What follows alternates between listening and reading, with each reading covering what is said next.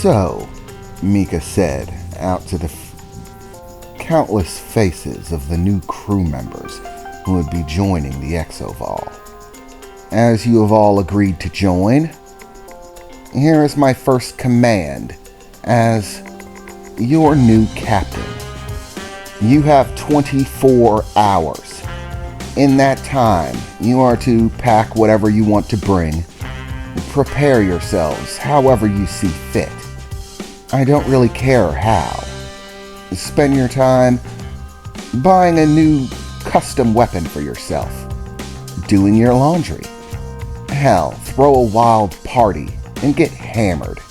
But 24 hours from now, you will report back to this docking station in order to begin your jobs on board the exovol.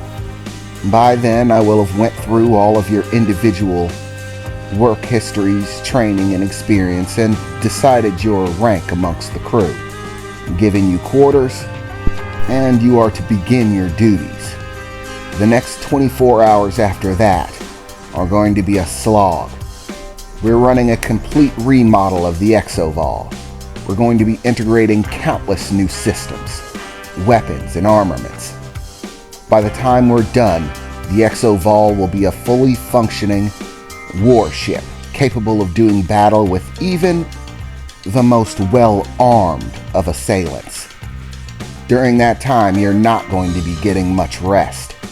So, don't expect me to take it easy on you if you decide to spend your last night getting hammered. You will still do your job. After the next 24 hours is over, we'll officially be leaving Toliala on our very first assignment. We will not be having a very strict dress code on board the exovol. However, there are dress requirements based on your individual ranks, which I will expect you to adhere to. But so long as you fall within the set patterns, you can wear what you want, whatever makes you feel comfortable. I will choose from amongst you a selection of very particular individuals. They will be given the rank of commander and be given jurisdiction over all those who fall within their sector. For instance, one of you bright engineers out there is going to be the commander of the engineers. All other engineers will fall within their jurisdiction and follow their orders. And one of you lucky bastards is going to be named the pilot commander and be responsible for flying this beautiful piece of machinery behind me. Thank you for the compliment, Mika. A massive voice billowed out from the ship as the entire crew were startled out of their stance, many of them beginning to take steps backwards away from the ship, looking up in utter shock and surprise as Mika turned around towards exovol. I think your speech is going very well. The voice was deep, growly, and filled the massive space of the construction dock, bouncing off of the walls, reverberating. Yeah, I think I did pretty well, Mika said, smiling up to exovol. She wasn't expecting him to be able to talk through his ship form, but it was impressive nonetheless.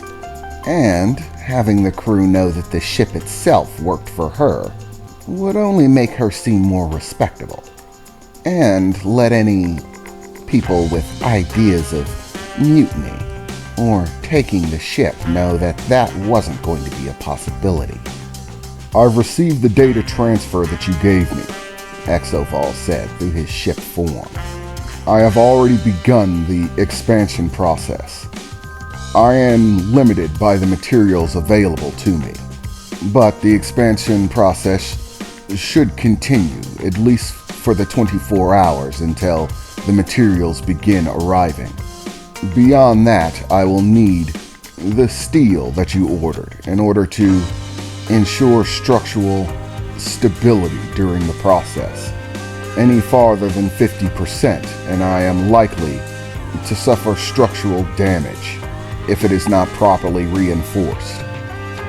The new weaponry systems and armaments that you listed will fit on my new expanded form. The calculations have already been made. I simply require input as to their placement, orientation, and any new design changes you may decide. Oh yeah, you're right, Exovol, Mika said, smiling as she turned around back to the crew members, still stunned silent. Would all engineers please step forward?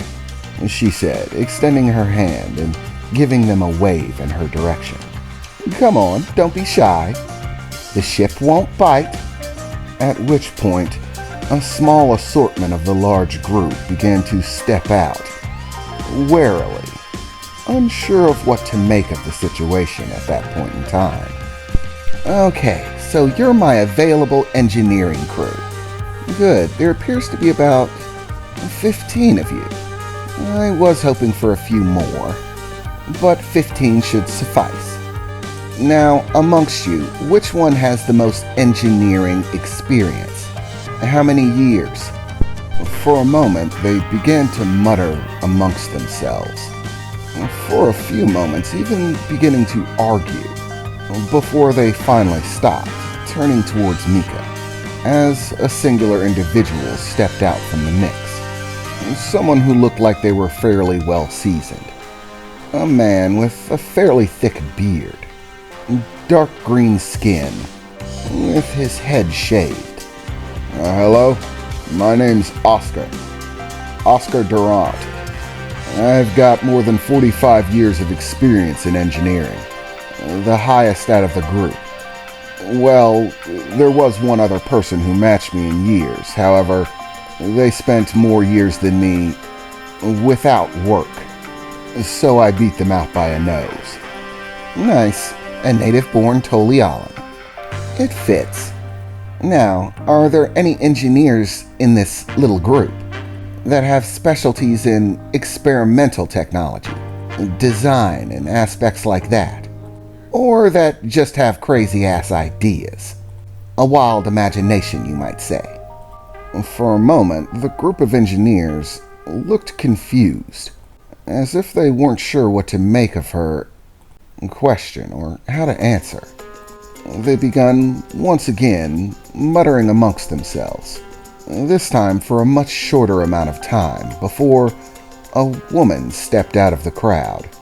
She looked fairly rough and tumble, dirty, oil-covered clothing, with a fairly sizable mohawk ponytail hanging down from the back, and chewing a piece of bubblegum and blowing bubbles as she stepped forward, popping the bubble that she was currently blowing and beginning to chew the bubblegum again. Yeah, I'm Mia. And, well, you could say I'm experienced in experimenting. But technically I just have a preference for blowing shit up. Oh, there is nothing so beautiful as the sound of an explosion. And there are oh so many ways to cause them. I'm interested in all of them. As such, most of the jobs I take tend to work around creating custom weaponry and armaments. I do a lot of design work. Well, that's good to hear, Mika said, as she stepped towards the two individuals, removing a data pad from her pocket and placing it in the woman's hands. I'm sorry, but you two don't get to take the day off. You're going to need to begin working right away. While you're working, you can make a list of things that you need accomplished, and I'll pay someone to go do it for you. Pick up things from your house, whatever. You two are going to need to start the work of redesigning exovol. This data pad contains everything that exovol has now, its current design and format, the expansion that I've already planned, and all of the new equipment that's going to be arriving 24 hours from now. You two are going to be in charge of the redesign process. You need to come up with a design for exovol and implementation of all of the equipment that I've ordered for it. The data pad also has a direct link to exovol, so you can communicate with him and transfer data from the pad to exovol. in order to get specific information that you might need on any given process of the engineering, how long things will take, what he's capable of. Congratulations, you two. You get to design your own warship. I mean, don't get me wrong, it's still my ship. But the format doesn't matter, as much as the function. I'm a little worried that I might have chosen cool appearance more than functionality. I'm not an engineer after all, and so I'll leave the format up to you two. You have 24 hours to deliver a finished product. You must be joking, the man replied, looking towards Mika. It takes more than 24 hours to come up with a schematic like that. Don't worry, exovol is a very competent piece of technology. He's more than capable of accelerating the process. Trust me, with him backing you, it'll be much faster than anything you expected. You'd be surprised what you can accomplish when a supercomputer is working for you. In the meantime, I have other things to attend to. To the rest of you, complete your dues. Enjoy your last night before you begin work. Whatever you decide, Mika said as she began to once again part through the crowd, heading for the lift that would transport her away from the dock, as Raimi followed close behind. Welcome aboard the exovol, people. Enjoy your current run of peace. It ain't gonna last, Mika said as she stepped on board the elevator and the doors closed in front of her. As the doors finally slammed shut, Mika exhaled deeply, bending down to her knees for a moment, staring at the floor and beginning to pant. Oh my god. Holy crap, that was intense. Are you okay, Mika? Raimi asked, looking at her concerned. Raimi, did I do good? I sounded authoritarian, right? Respectable. I mean, I didn't go overboard, did I? Oh my god, did I sound too authoritarian? Did I sound like some sort of suited dick? Raimi, be honest with me, Mika said, looking over to Raimi in a bit of a panic. I think you did great, Mika. Are you sure? I mean, I didn't sound over the top. Or too grandiose, did I? I mean, I was going for an epic speech. But it didn't come off as corny, right? Mika said, grabbing Raimi by the shoulders and looking at him very closely. Raimi looked a bit concerned and nervous in the moment. No, Captain Mika, you did great. I loved your speech. I don't think it was corny at all. More inspirational. Mika sighed. Thank you. I really do hate public speaking. It sends shivers up my spine. But it's over now. By tomorrow, I can begin talking to them individually instead. I just have to work through all of the crew members and start assigning ranks. What a pain in the ass.